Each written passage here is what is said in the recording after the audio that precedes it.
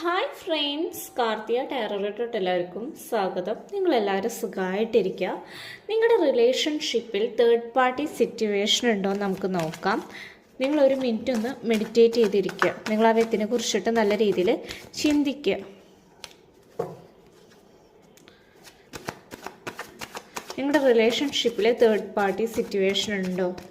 നമുക്ക് യൂണിവേഴ്സ് കാണിച്ചു തരും. ഉണ്ടെങ്കിൽ ഓക്കെ. ഒത്തിരി പേരുടെ റിലേഷൻഷിപ്പ് ഇപ്പോൾ നോ കോണ്ടാക്ട് സിറ്റുവേഷനിൽ കൂടെയാണ് ഇപ്പോൾ കടന്നു പോയിക്കൊണ്ടിരിക്കുന്നത്.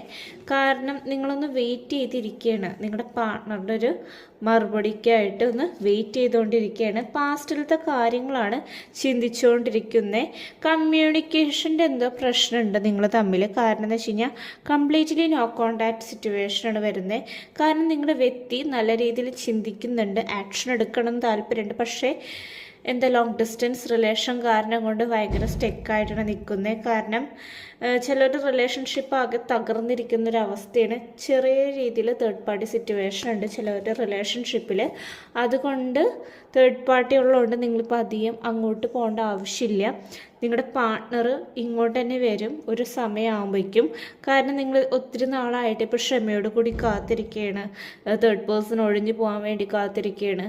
അതുകൊണ്ട് അതിനൊരു മാറ്റം ഉണ്ടാവും. കുറച്ച് ടൈം എടുക്കും തേർഡ് പേഴ്സൺ ഒന്ന് മാറിപ്പോവാൻ വേണ്ടിയിട്ട്. നിങ്ങളുടെ പേഴ്സൺ കുറച്ച് കഴിഞ്ഞിട്ട് പഴയതൊക്കെ ആലോചിച്ച് റിഗ്രറ്റ് ചെയ്ത് നിങ്ങളുടെ അടുത്തേക്ക് തന്നെ വരുന്നതായിരിക്കും. ഓക്കെ, അപ്പോൾ പോസിറ്റീവായിട്ടിരിക്കുക. Thank you.